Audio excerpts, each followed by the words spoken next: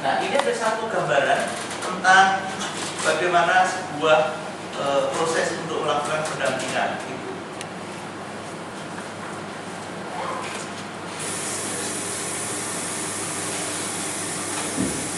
Jadi teknik komunikasi yang tadi Bapak menemukan. Dimulai dari cita-cita. Dari diri. What would you like to be when you grow up? A doctor, a lawyer. Ini ceritanya seorang kepala sekolah dan anak yang putus asa. I don't know. The only thing I'm good at is spelling.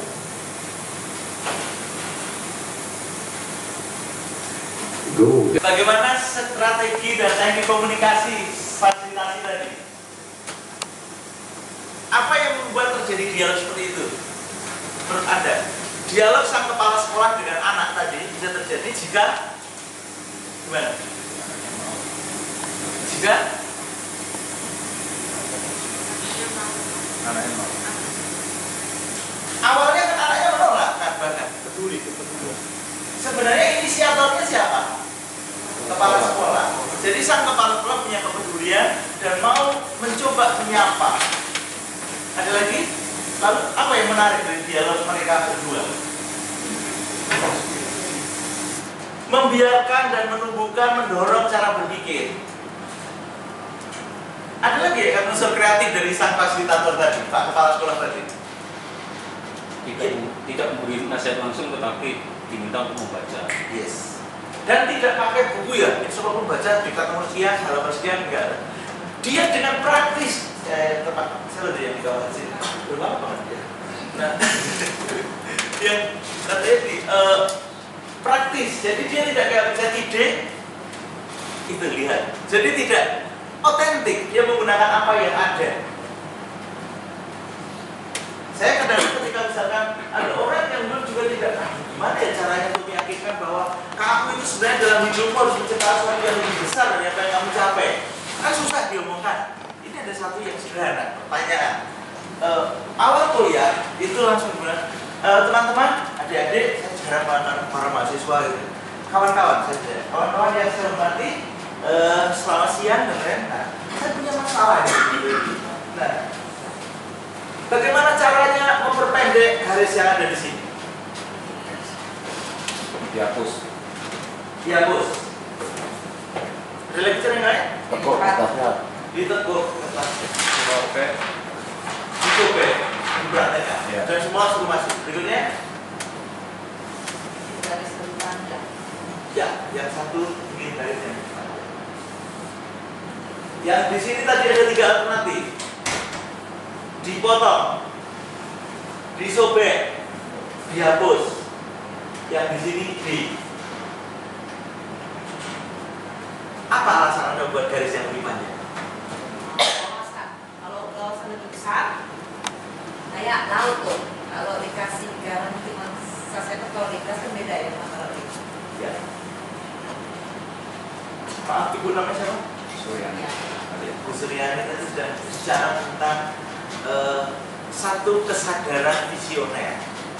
Garis yang pendek ini akan menjadi lebih panjang ketika kita buat garis yang baru yang lebih panjang. Ini bicara tentang visi, bicara tentang outreach kita, bagaimana kita memperluas cakrawala. Nah, sebenarnya seorang fasilitator itu tugasnya adalah mendorong setiap orang untuk membuat garis-garis yang lebih panjang. Memang ini bisa lebih pendek, tapi Anda tahu bedanya yang cara B, yang Bu Suryani tadi dengan yang 3, energi kita habis untuk merevisi masa lalu kita. Persis dengan Bapak tadi. Gimana caranya? Ya, inilah yang disebut dengan pendekatan deficit based thinking. Dan inilah yang disebut dengan asset based thinking. Artinya, garis yang lama itu bukan untuk ditinggalkan, tapi dijadikan sebagai answer untuk melakukan terobosan yang lain. Dan ini sebenarnya kan kayak gini ini kan tidak usah diomongkan. Ini sedang bicara tentang filsafat outward view. Ini sedang bicara tentang orang harus ambil doktor untuk program tentang outward view. Ternyata itu dengan mudah, dan ini ilmu ternyata dari ilmu Aikido. Ilmu Aikido itu prinsipnya gitu, selalu buat garis-garis yang lebih panjang. Ketika orang kumpul kita akan membuat lalu tarik yang lebih panjang. Itu. Anda baca tentang filsafat ilmu Aikido itu bicara tentang garis-garis yang lebih panjang. Banyak orang yang hidupnya itu Anda tidak akan pernah jadi inspiring bagi orang lain ketika Anda garis Bahkan energinya dihabiskan untuk nyobek, nutupi gitu ya, nutupi kesalahan, nutupi kelemahan, menghapus. Kadang-kadang ini sebenarnya, tapi ketika Anda, oke, saya salah, saya kurang, oke, ada masukan untuk saya akan bergaris. Dengan masukan itu garis baru yang panjang. Banyak cara yang sebenarnya Bapak Ibu bisa lakukan ini. Nah, berikutnya bagaimana kita untuk yang terakhir, sesi yang terakhir, bagaimana kita menjadi orang yang bagaimana jadi fasilitator yang produktif. Materi sudah saya ingin ke Pak Ivan, mungkin nanti kalau mau di print tidak apa-apa. Saya sebenarnya tadi malam bahkan akhirnya tapi saya kan juga. Ya. Filmnya juga. Filmnya boleh mau. Tapi kalau atau nonton film itu Pak itu syaratnya satu Pak, harus dengan istri dan anak Anda. Ini film yang selalu saya putar untuk kalau saya itu kan kadang-kadang pulang pendek lah. Film begini biasa saya putar sama anak saya lalu istri saya lalu dia akhirnya bertanya kenapa. Kadang-kadang film-film klip ini lebih mudah memberikan motivasi. Ayo coba kamu orang yang sebelumnya udah merasa kalah dulu. Dan saya kalau mengukur kemampuan fasilitasi itu tidak lewat orang-orang pinter mahasiswa. Saya lewat TK, SD, SMP, ngajar sekolah minggu, ngajar remaja masjid itu ukuran saya itu bisa jadi fasilitator atau tidak. Karena anak itu mau dulu pendidik yang luar biasa loh kita. Nanti bisa dikopi Pak. Jadi anaknya punya afirmasi. Coba dinaikkan yang si Desi tadi. Desi itu kan punya afirmasi kan, punya kata-kata yang sakti, yang menggerakkan dia. Lalu aku akan berbuat lebih daripada sekedar menjadi anggota. Aku akan berpartisipasi. Jadi ini sebenarnya kata-kata siapa? Tapi kenapa Desi menuliskan itu di akhir instansi di tempat kami? Nah itu lalu di sini nih biasanya teman-teman saya benar-benar akan buat catatan-catatan untuk dia. Hubungan kami tidak pernah namanya hubungan dosen, mahasiswa, Anda pendatang, kamu enggak, kami adalah keluarga. Nah Mbak Lela ini sebagai instruktur di bidang wirausahaan. Mbak Lela ini misalkan untuk mengembangkan ini mahasiswa-mahasiswa di UNER ya, mahasiswa itu diajak ke microfinance. Mbak Lela ini dulu saya tantang cuma dengan uang 2 juta. Oke 2 juta, cari ibu yang paling miskin di antara yang miskin di rumput. Kalau miskin dan parah, akhirnya dia dapat udah miskin, kanker payudara stadium 3 ya. Nah itu baru sasarannya itu. Banyak. Lalu akhirnya sekarang itu sudah berapa tahun deh? 3 tahun, sekarang berapa anggotanya? 128 ibu-ibu miskin, omset 2 juta sekarang seputaran berapa? 250 juta. Tanpa minta bantuan macam-macam. Nanti Bapak Ibu bisa lihat microfinance itu. Dan itu menjadi banyak akan menjadi kajian studi. Tadi saya bilang sama calon-calon dokter itu, kalau kamu udah lulus disertasi itu, lalu apa yang bisa kamu sumbangkan untuk ini? Kalau hanya akhirnya jadi dokumen akademis dan akhirnya enggak akan mengubah dunia. Saya kasih tahu Mas, karena ada 3, kami melahirkan 5 dokter di bidang lingkungan, ada 3, 2 di bidang microfinance. Selalu pesan saya begini, Mas, Mbak, jadi dokter itu memang indah karena Anda punya positif. Tapi satu hal, kalau Anda jadi sesuatu, kalau Anda ada dan tidak mengubah apa-apa, sebenarnya Anda sedang tidak ada. Juga saya katakan pada teman-teman di sini, kalau kita ada dan tidak mengubah apa-apa, saya kira ini tidak ada. Nah, ini saya, makanya kami kalau Anda itu sering ini cuma 3 saja, 3D, dengarkan, dorong dan dukung. Apa sih susahnya? Paling susah dosen itu kita ini mendengarkan. Paling susah itu yang pertama itu mendengarkan dulu. Saya ketika Desi itu kan saya biasanya ketika dia langsung datang ke perpustakaan. Kenapa kamu dari Ciputra kok kamu pengen live in di sini? Ya kami pengen banget. Apa sih menariknya? Kamu selama 1 bulan di sini apa masukan untuk lembaga ini? Bahkan dia mengatakan, Mas ini sebenarnya ruangan ini coba kamu ubah. Dan dia butuh dana besar atau enggak? Enggak, butuh begitu. Nah, lalu ketika perpisahan dia meninggalkan itu. Coba bayangkan seandainya Anda murid-murid Anda itu meninggalkan warisan legacy seperti itu. Sebenarnya kita ini kalau jadi fasilitator itu kita selain menumbuhkan kita juga sedang bertumbuh. Banyak orang yang merasa mau menumbuhkan tapi tidak sadar dirinya sudah mengalami pertumbuhan. Nah, bagaimana caranya itu? Ini adalah teknik yang memungkinkan Anda menciptakan smart itu. Yang pertama adalah ada makna personal. Jadi pertanyaannya Anda harus berani sebagai seorang dosen, sebagai seorang fasilitator. Pertanyaannya sangat lumrah. Misalnya begini, apakah penjelasan saya bisa dipahami? Misalkan begitu, itu Anda harus fair. Gimana? Apakah saya terlalu cepat bicara? Itu sebenarnya bagi seorang dosen itu kadang lilin, hadir, sentuh, dijawab gimana kabarnya siang hari ini, gimana perasaan Anda. Perasaan seperti itu yang tidak pernah terjadi. Jarak selalu berjarak. Hidup sekali aja Pak untuk berjarak dengan kehidupan itu ya. Nah, kayak kalau Anda pernah semua nabi-nabi, rasul-rasul itu kan juga melawan itu kan. Tidak ada ceritanya perkuliahan oleh Nabi Muhammad itu nggak ada. Apalagi Yesus Kristus itu sangat lateral. Yesus Kristus itu sangat lateral. Nulis di koran, nulis di tanah, nulis di koran. Anda tahu ceritanya? Kenapa itu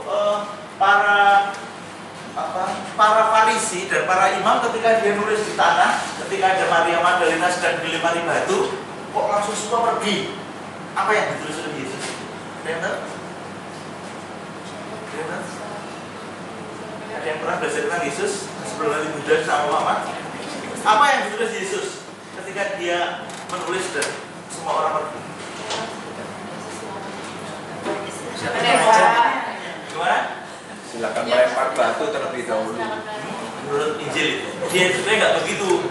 Dia mengatakan tulisannya gini, dasar bajingan semua kalian, orang-orang gini kok malah dipukuli. Akhirnya para rasul langsung Yesus ngomong kasar banget, akhirnya pergi semua. Gimana Pak? Gimana? Bisa jadi. Seringkali kita ini sangat liberal cara-caranya. Buddha itu caranya juga begitu. Seluruh orang yang menyejarah itu selalu konteksnya adalah dia masuk ke meaning, makna. Termasuk diri kita. Hanya persoalannya Anda nggak akan pernah bisa memberikan makna bagi orang lain kalau Anda nggak merasa bermakna. Coba aja, kita udah seharian pergi meninggalkan anak istri. Saya kemarin pagi protes oleh anak saya yang pertama. Papa, apakah Papa sadar bahwa ketika Papa pergi melakukan ini sebenarnya Papa itu kami sedang berkorban untuk Papa. Seperti disemes perasaan saya. Anak saya sudah biasanya merasa seperti ini. Saya merasa begitu arogan bahwa saya itu seolah-olah sudah bekerja keras untuk dia, tapi dia mengatakan tidak. Papa tidak tahu ketika kami butuh Papa, adik-adik sakit Papa nggak ada. Dan itu seperti kayak oke. Akhirnya saya perlu saya selama ini gelap untuk melihat bahwa pengorbanan itu sangat besar. Terima kasih. Dan biasanya kami biasa menggunakan tulisan-tulisan kecil. Saya itu nggak pernah. Tapi proses refleksi seperti ini juga terjadi di dalam dialog-dialog dengan anak-anak saya.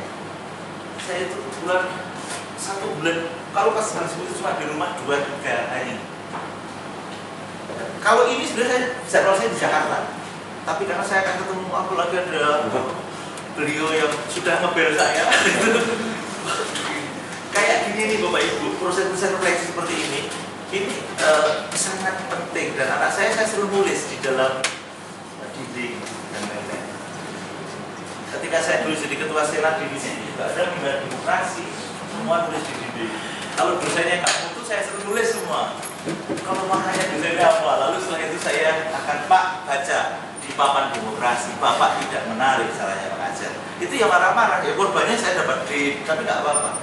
Hanya dengan dapat D itu lalu saya akan bangkit untuk saya tunjukkan bahwa tidak layak untuk menilai saya D. Biasanya saya akan betul sadar betul ini yang dibaca apa. Saya akan melampaui terus. Kalau dia baca Buddha bab 1, saya akan bab 6. Lalu setelah itu dia baru ngomong, saya debat. Enggak Pak, di bab 6 nggak ngomong begitu. Marah-marah lagi. Ya. Sudah minoritas kan? Pokoknya kalau minoritas harus pantas. Kalau bodoh ya kalau minoritas jadi mayoritas saja. Yang terakhir kolaborasi dan terakhir empowering. Nah, ini sebenarnya Bapak Ibu cuma sederhana. SIP itu cuma itu saja. SIP yang pertama itu bicara tentang bagaimana karakter Anda. Lalu I-nya, inspire itu bicara tentang bagaimana seni Anda memfasilitasi dan yang produktif itu bicara tentang space. Anda menghasilkan space bagi yang lain. Singkatan ini bukan dari saya, yang terakhir ini dari Horizon, seorang ahli pendidikan. Nah, apa? Ya, kadang-kadang kita jangan ini kan soal Smile ini juga terlalu jaim dia sebagai dia kan pengawal pribadi. Apalagi belajar apa dari dialog-dialog mereka? Ketakutan. Membebaskan dari ketakutan. Apalagi? Pertanyaan ini saya guyon karena saya tadi juga kebetulan lewat ke beberapa mobil ini, lalu saya tadi di mobil sempat tanya, kamu masih orang yang hebat atau yang terlatih katanya? Terlatih katanya. Baru dia senyum, oh ini filmnya loh, nanti dilihat sendiri. Nah, ada lagi dari dialog tadi inspiringnya, ada afirmasi, ada satu penekanan. Dan ingat, dia itu sopir, tapi dia tidak harus kehilangan totalitasnya untuk membuat sesuatu. Seringkali karena sopir ya jadilah seperti sopir. Tapi sebenarnya tadi yang pesan yang bagi saya membekas adalah, loh dia itu sopir tapi dia melakukan sesuatu yang sangat visioner, yang sangat mendasar untuk membangun dan pertumbuhan orang. Bapak Ibu, waktu kita sadar-sadar sudah berapa menit itu? 30 menit ya? Bonus waktu. 30 menit. Nah, ada pertanyaan-pertanyaan terrefleksi dulu dari SIP tadi untuk menciptakan space itu. Dan Anda tadi lihat bagaimana si anak tadi juga, saya adalah akan keluar dari penjara ini. Semua menjadi afirmasi. Sama dengan si Desi tadi, saya tidak hanya sekedar menjadi anggota. Kata-kata seperti itu saya bawa kemana-mana. Coba kalau saya nggak ketemu Desi mahasiswa Anda, saya nggak punya kata-kata itu untuk hidup saya. Jadi ternyata kita itu juga dipertumbuhkan ketika afirmasi itu juga menggerakkan orang. Dan Anda tahu, kalau Anda mau tambah muda, bergaulah dengan orang-orang muda yang penuh dengan mimpi itu. Anda lihat di Starbucks, di perusahaan-perusahaan yang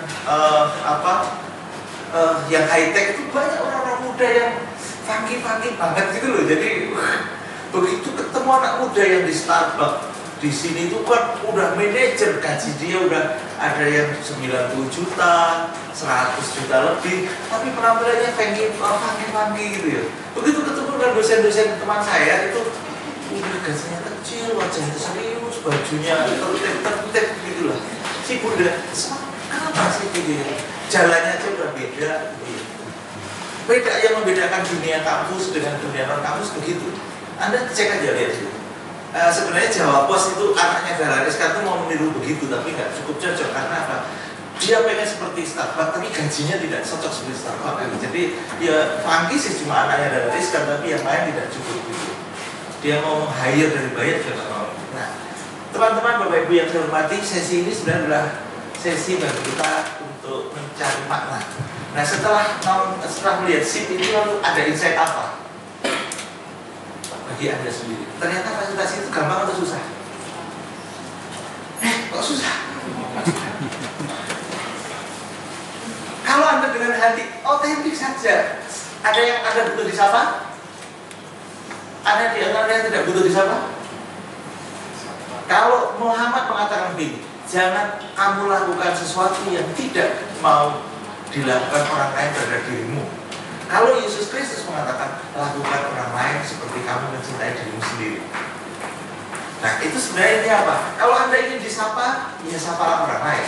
Kalau Anda ingin diterima dengan hangat, ya terimalah dengan hangat orang lain. Itu akan jadi fasilitator. Saya sebagai orang yang masuk di banyak komunitas, ini saya cuma satu, sapa, rangkul, dan ciptakan kehangatan begitu. Nah, Bapak Ibu, silahkan berikutnya. Ada satu sapaan bertindak untuk kita supaya setelah pulang ini Anda tidak susah buat jadi fasilitator itu. Untuk jadi hebat itu ternyata cuma satu, berlatih kalau ya tadi ya.